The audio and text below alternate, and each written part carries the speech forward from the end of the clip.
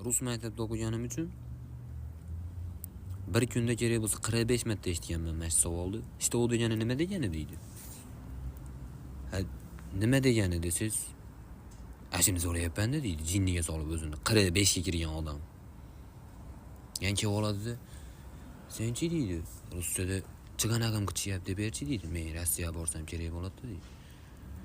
Nima qilasiz-chi?